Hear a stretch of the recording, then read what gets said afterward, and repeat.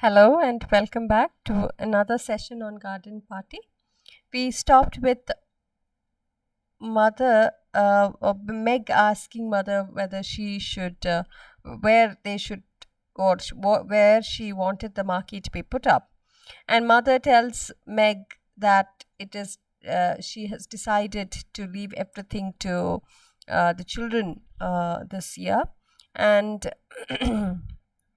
so here there is uh, an implication of or what mother implies here or indirectly suggests, not implies, indirectly through Mrs. Sheridan.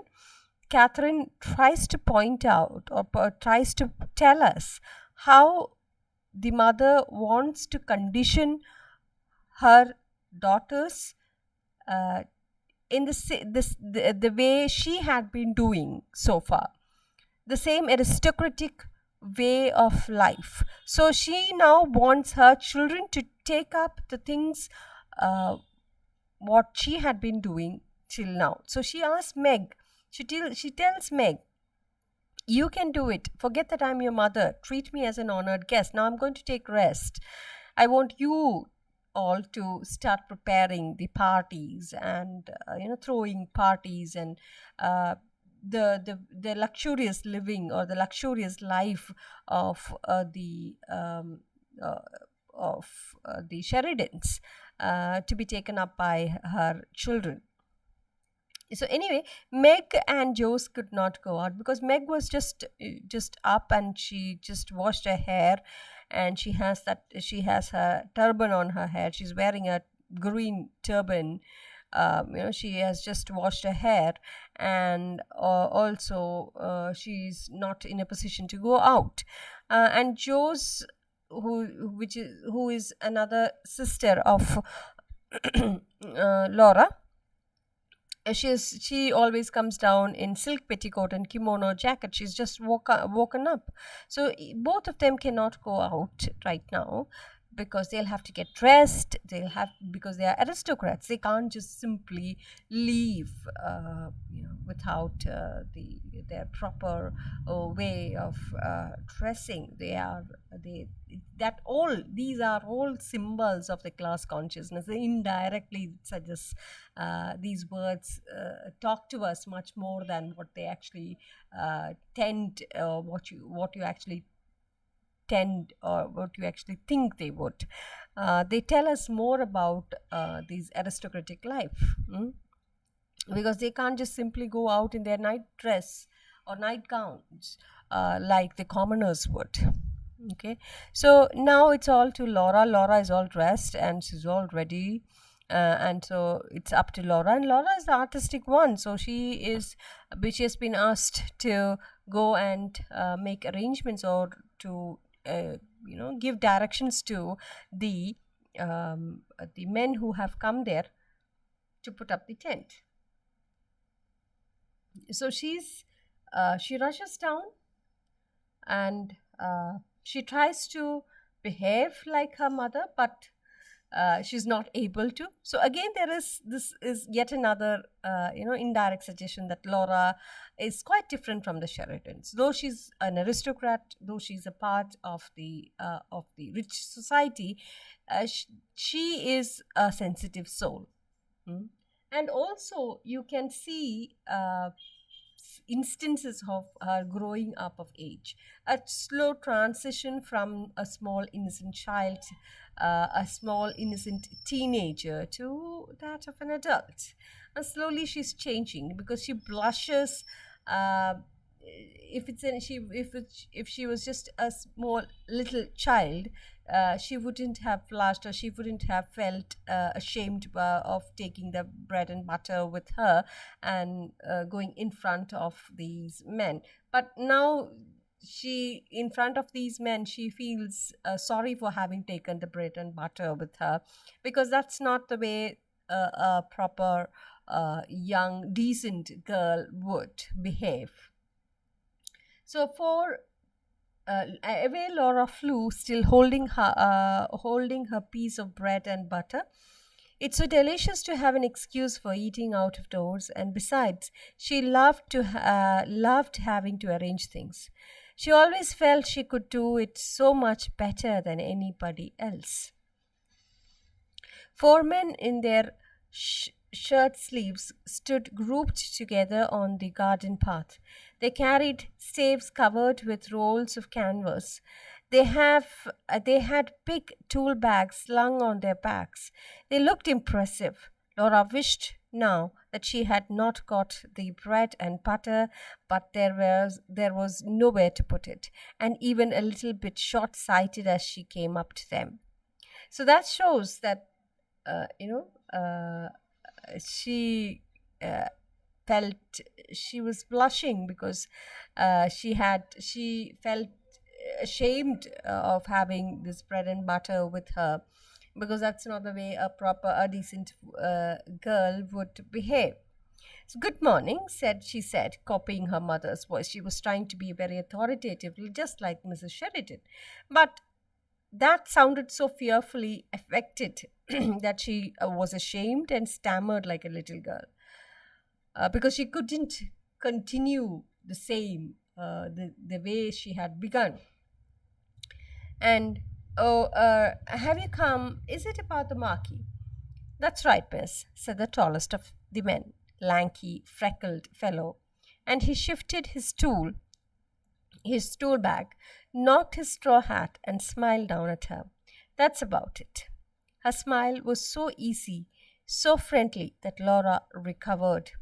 What nice eyes he had, small, but such a dark blue.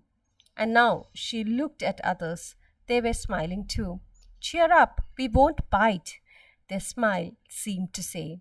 How very nice workmen they how very nice workmen were. And what a beautiful morning. She mustn't mention the morning. She must be busy like the marquis. Well, what about the lily lawn? What would that do? And she pointed to the lily lawn with a hand that didn't hold the bread and butter. They turned.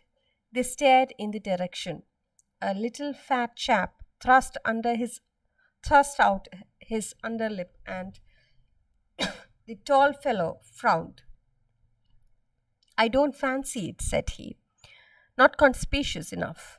You see, with a thing like a marquee, and he turned to Laura in his easy way, you want to put it somewhere. It'll give you a bang slap in the eye if you follow me. Laura's upbringing made her wonder for a moment whether it was quite disrespectful of a workman to talk to her of bang slaps in the eye. But she didn't quite follow him. A corner of the tennis court, she suggested, but the band's going to be in one corner. Hmm, going to have a band, are you? Said another of the workmen. He was pale. He had a haggard look as his dark eyes scanned the tennis court. What was he thinking? Only a very small band, said Laura gently. Perhaps he wouldn't mind so much if the band was quite small, but the tall fellow interrupted. Look here, miss, that's the place, against those trees over there. That'll do fine. Against the Caracas.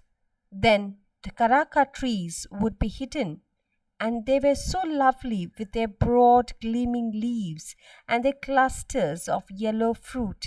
They were like trees you imagined growing on a desert island, proud, solitary, lifting their leaves and fruits to the sun in a kind of silent splendor. Must they be hidden by a marquee? They must. Already the men had shouldered their staves and were making for the place. Only the tall fellow was left. He bent down, pinched a sprig of lavender, put his thumb and forefinger to his nose, and snuffed up the smell. When Laura saw that gesture, she forgot all about the Caracas in her wonder at him caring for things like that, caring for the smell of lavender. How many men that she knew would have done such a thing? Oh, how extraordinarily nice workmen were, she thought. Why couldn't she have workmen for friends rather than the silly boys she danced with and who came to Sunday night supper? She would get on much better with men like these. It's all the fault, she decided, as a tall fellow drew something on the back of an envelope, something that was to be looped up or left to hang, of these absurd class distinction. Well, for her part, she didn't feel them. Not a bit, not an atom. And now there came the chock chock of wooden hammers. Someone whistled, someone sang out, "Are you right there, matey? Matey!" The friendliness of it. The just to prove how happy she was, just to show that the tall fellow how at home she felt, and how she despised stupid conventions. Laura took a big bite of her bread and butter, and she stared at the little drawing. She felt just like a work girl. Laura, Laura, where are you? Telephone, Laura, a voice cried from the house. Coming, away she skimmed over the lawn, up the path, up the steps, across the veranda, and into the porch. In the hall, her father and Laurie were brushing their hats, ready to go to the office. So here we have Laura, who who tries uh,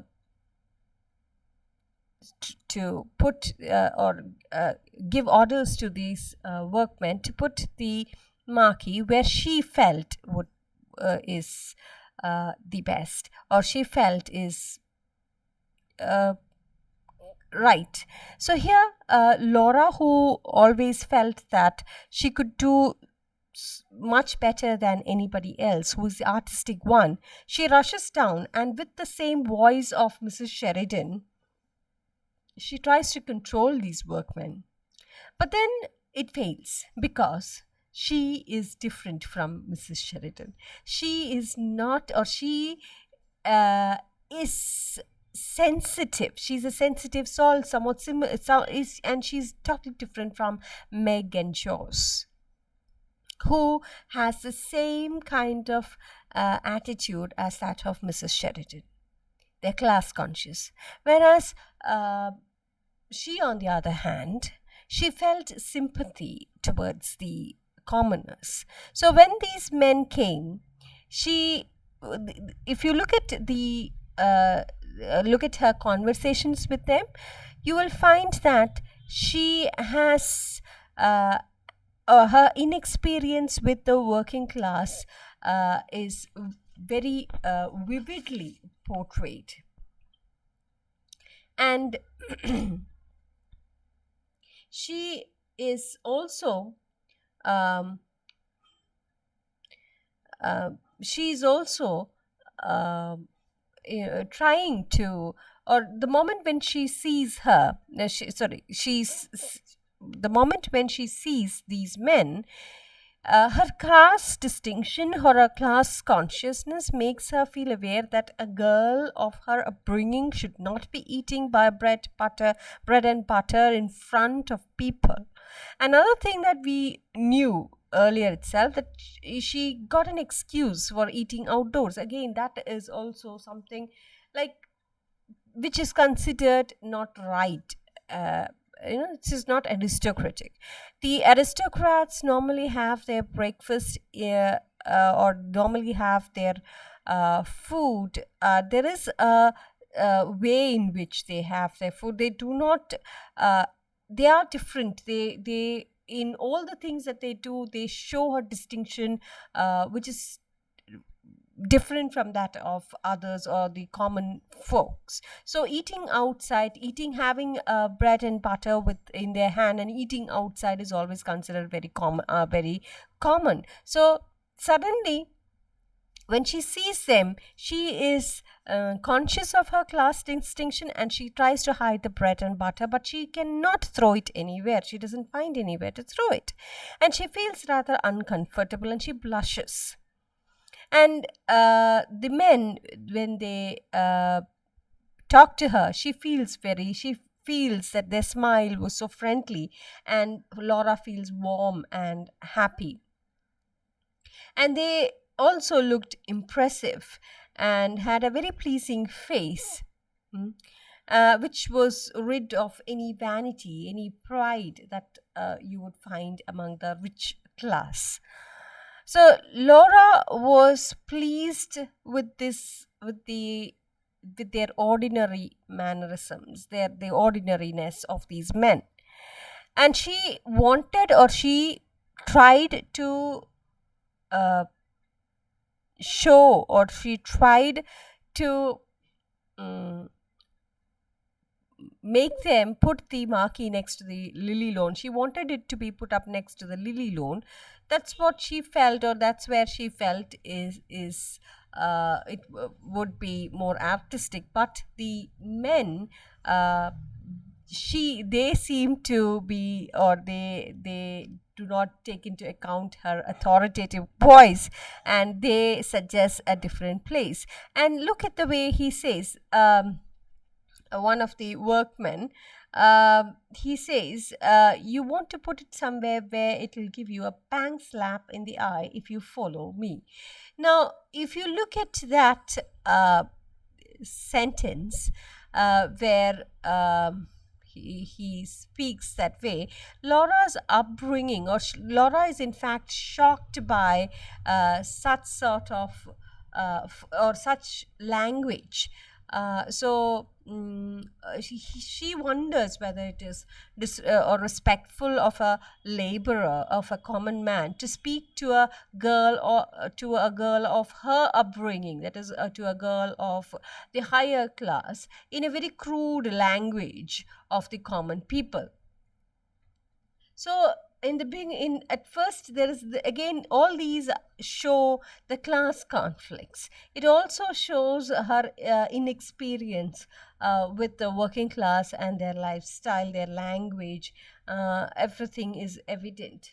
Laura's inexperience with this sort of uh, uh, crude language. So that shows the isolation, the way the Sheridans have brought them up. The Sheridans, uh, they have not allowed her children, or their children, to mingle with the commoners across the road.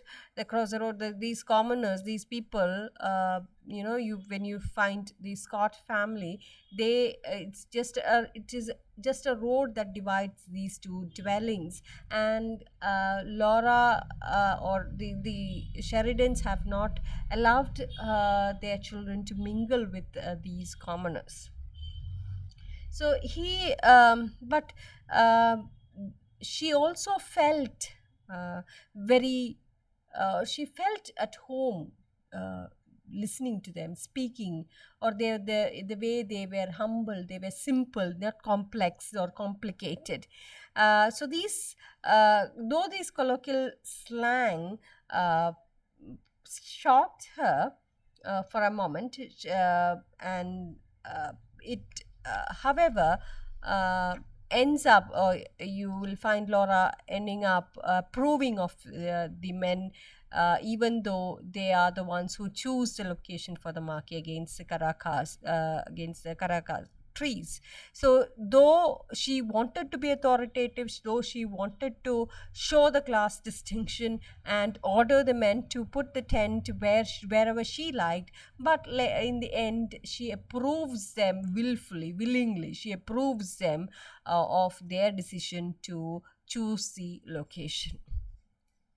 Thus, though failing to supervise the men with authority, Laura also learns to overlook the class distinction in dealing with the outside world. So you see a change in the child. Okay, it makes her, she liked these men for their frankness, for their ordinariness, than the boys that she hanged out with, who were very snobbish, who were very proud. So she also felt a kind of, feeling at home, because of this, because of their ordinariness. So we will uh, go through the next section of the short story.